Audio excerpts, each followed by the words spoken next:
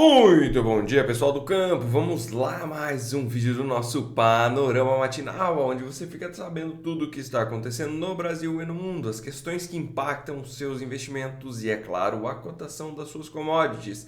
Como que essas notícias ao longo do dia podem fazer você melhorar a sua negociação. Então, pessoal, nesse vídeo de hoje a gente vai tratar um pouquinho sobre as alterações, movimentos aí que a gente viu ontem nas bolsas internacionais e aqui no Brasil, né? Também hoje é sexta-feira, dia de a gente acompanhar a parte climática, alterações para Brasil e Estados Unidos e também o monitor de secas aí para os Estados Unidos. E vamos falar, né, também dessa mudança aí de PIS/COFINS que a gente teve segundo a MP 1272. MP que, por enquanto, está válida, né, pessoal? Precisa de um veto aí para que ela caia, mas a princípio ela tem efeito imediato e impacta aí os mercados de grão. Então vamos lá dar uma olhadinha nos gráficos. A gente tem ontem uma alta para o óleo de soja que subiu 2,83%, hoje vem caindo 0,7%, corrigindo um pouco dessa alta que foi feita ontem, né? Basicamente a gente teve impactos aí lá em Chicago também devido a essa questão de Brasil. O Brasil ficando mais caro acaba sendo uma concorrência a menos e tende a puxar os preços lá em Chicago, né? Como a gente viu de fato no pregão de ontem. A soja mesmo subiu 22 cents por bushel, é bastante coisa, dá cerca de praticamente 2% de alta, tá? É interessante comentar que graficamente o mercado veio a trabalhar abaixo dos 11,80, que era o suporte, né? E voltou para dentro daquela faixa dos 11,80 a 12, né? Sendo que sua máxima ali foi em 12,04. O mercado fechou ontem certinho a 12 dólares no primeiro contrato, tá? Então fica aí novamente, né, essa região como uma resistência. Temos esses fatores fundamentalistas que podem dar um novo fôlego para a soja lá em Chicago, mas o fato é que também Estados Unidos está muito lento em suas vendas, tá? Tem aí a perspectiva para cumprir com os números do USDA, precisaria vender aí em cerca de 18 semanas mais de 1 milhão de toneladas por semana, tá?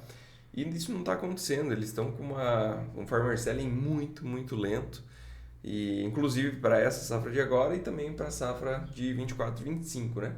Então isso acaba dando uma ideia de que pode sobrar produto no mercado americano porque eles não estão conseguindo passar isso para frente, né? Então está muito lento as vendas nos Estados Unidos e isso pode segurar o preço também.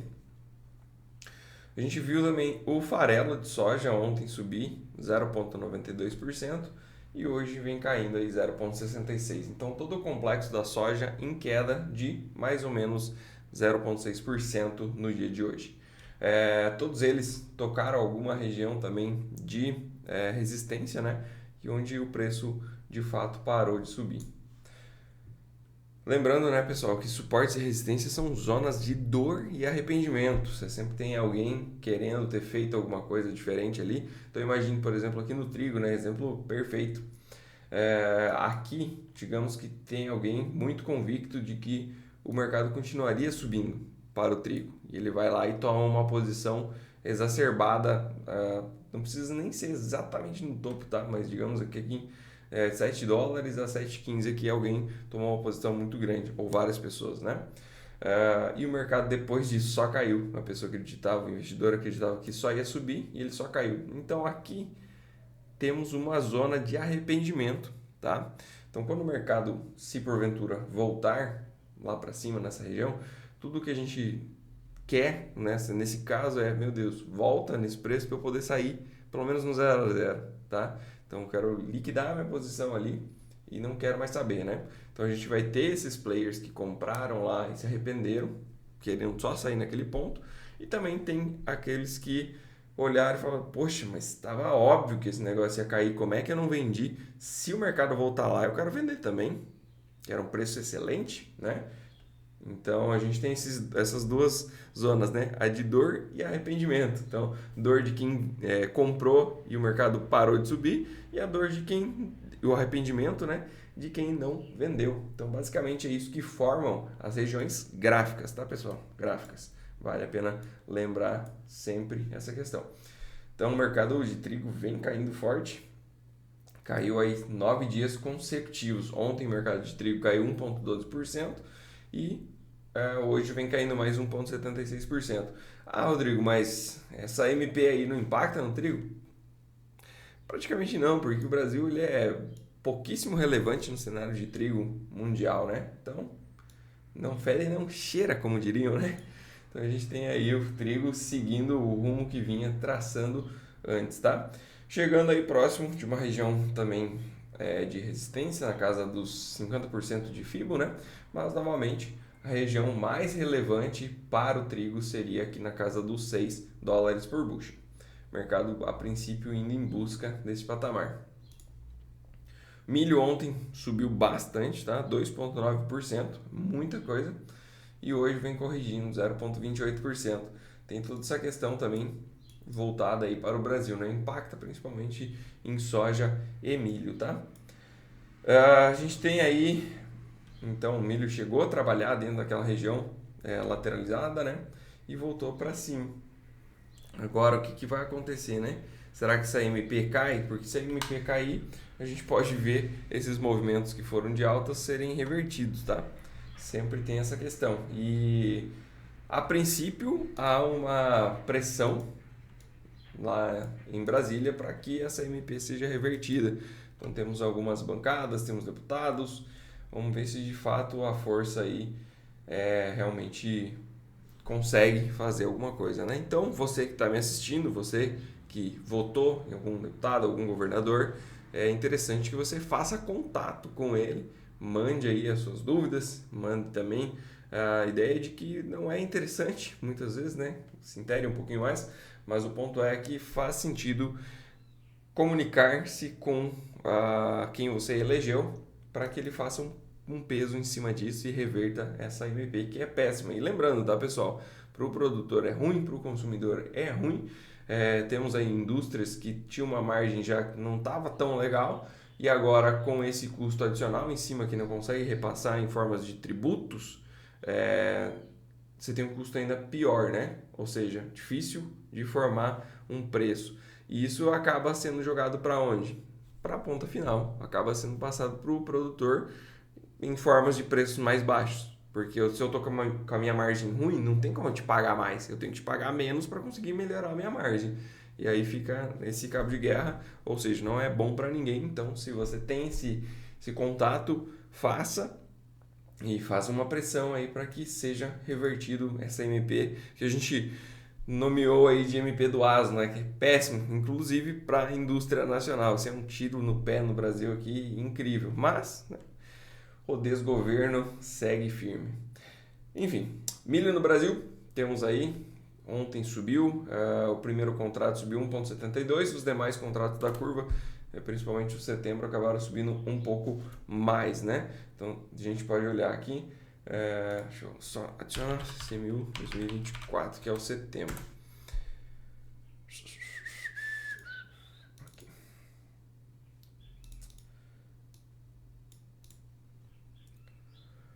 Ó, o CCMU, que no caso é o setembro, ele acabou subindo 2,01%, tá? O contrato julho subiu um pouco menos, 1,72%. Para o óleo de palma, pessoal, ontem subiu 1,38% e hoje acabou fazendo uma barra esquisita aqui, né? Subiu bem durante o pregão deles, mas acabou encerrando praticamente estável. Petróleo também vem subindo aí nos últimos 3 dias. Ontem subiu mais 1,8%, já recuperou aí cerca de quase 5%, né? E hoje sobe mais 0,44%. Petróleo que tem essa região aqui dos 76,80 como resistência no momento. Isso aqui não se tira. Aí. Que é a região basicamente onde a gente tem novamente dor e arrependimento, né? Aqui é engraçado até, dá pra gente explicar. Por exemplo, o mercado veio, caiu, fez um fundo, ok?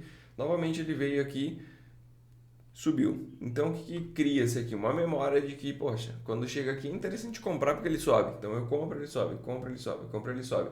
Beleza? Até que chega um momento que eu compro e ele não subiu mais. Aí tem muita gente que tá aqui e acaba que não estopa a sua posição e segura ela na mão, tá? E novamente tem as pessoas que falam, poxa, o mercado deu uma enrolada, né? Eu queria fazer alguma coisa quando ele rompesse para um dos lados, mas, meu Deus, do jeito que rompeu aqui, eu fiquei para trás, não consegui fazer nada. Então, se ele voltar lá, eu quero vender, tá? Então, aqui a gente tem uma zona de dor e arrependimento novamente sendo formada nesses 76 e 85. Basicamente é assim, tá, pessoal? Esse aqui é a psicologia dos mercados, principalmente quando a gente fala de tempos mais curtos, né? Funciona basicamente dessa maneira, dor e arrependimento, tá? Assim que são formados as zonas de interesses aqui nos preços, tá? Aí, se ela é, como que a gente sabe se ela é mais relevante ou menos relevante? Depende do volume financeiro comprometido. Se a gente tem um volume financeiro muito grande comprometido no movimento, pode esperar que vai ser uma região bem mais difícil de ser ultrapassada, tá? Agora, se foi uma região que não acumulou muito dinheiro, aí é fácil de atropelar, algum player grande consegue facilmente romper essa barreira psicológica, tá? Enfim, dicas aí, aulas, me siga para mais.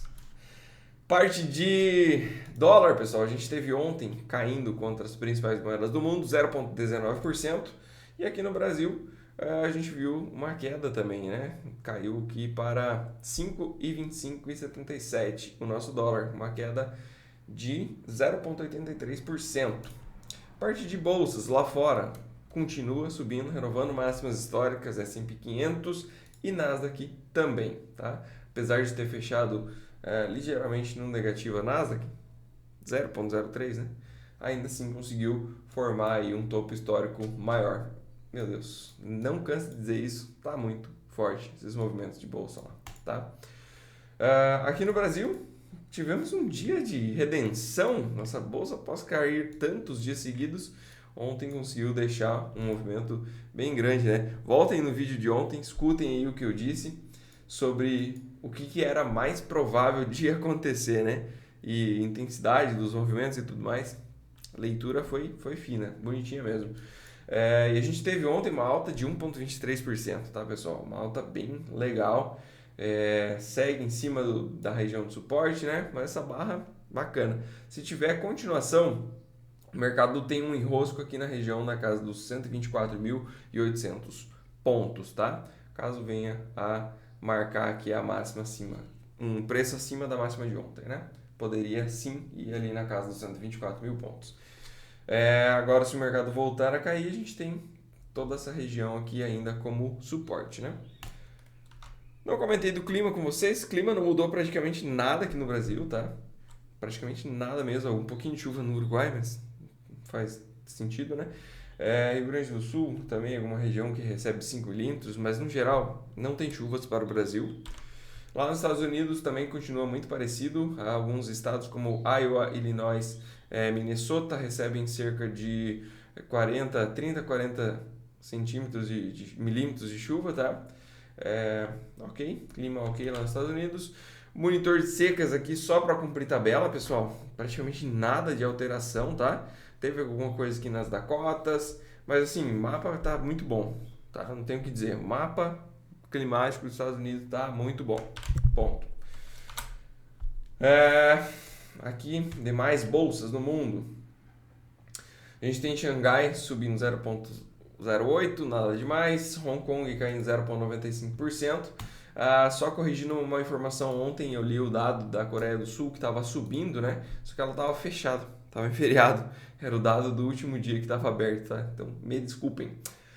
Mas hoje sim, Coreia voltou de feriado e sobe 1,16%. Europa em queda, ontem tivemos corte de 0,25% na taxa de juros europeia e hoje o mercado reagindo aí às falas, né? Então caindo em média 0,8%. Na parte de futuros dos Estados Unidos, temos uma estabilidade para o S&P e para a Nasdaq. Estabilidade também para o dólar contra as principais moedas do mundo e o dólar um pouco mais negativo contra moedas de países emergentes, ou seja, se deprecia contra moedas de países emergentes. Na parte de commodities não agrícolas, a gente tem o minério de ferro mais um dia de alta, leve alta, né? 0,72. Lembrando que quando cai de balde, né? Estava caindo cerca de média de 2,5% pelo menos. e vem subindo bem mais fraco, né? E o petróleo sobe 0,71% no dia de hoje. Pessoal, a agenda recheada, tá? Hoje é um dia muito relevante. A gente tem dados do mercado de emprego lá nos Estados Unidos, que isso aqui mexe bastante e tende a impactar bastante na decisão das taxas de juros. Além disso, a gente tem a inflação do México saindo às 9 horas da manhã. Não faz muita diferença, tá, pessoal? Isso aqui é mais de curiosidade, mas inflação no México realmente não mexe praticamente com nada no globo. A gente tem então, 9h30 da manhã, começam as publicações de dados dos Estados Unidos. Ganho médio por hora trabalhada, temos salário também a ser publicado, temos o relatório Payroll, que é o relatório de emprego não agrícola, que de fato mostra aí como é que está o mercado, então super relevante, 9h30 da manhã. A gente também tem o do privado e o não agrícola, né? Os dois saem às 9h30 da manhã. E também temos a taxa de desemprego. Lembrando, pessoal, 3,9% de taxa de desemprego nos Estados Unidos. É fácil imaginar que esses 3,9% que não estão empregados é porque realmente não tem como, entendeu? Não tem como mesmo. Deve ter alguma incapacidade muito forte que não permite trabalhar. Porque assim, o pleno emprego lá está muito forte. O que mais que temos na nossa agenda? Pessoal, é isso, tá? Basicamente concentrado aí às 9h30 da manhã, toda a volatilidade do dia. Um grande abraço, não se esqueçam de se inscrever neste canal e deixar o seu comentário, o seu joinha aí, nos ajudar a entregar esse conteúdo cada vez mais para mais pessoas.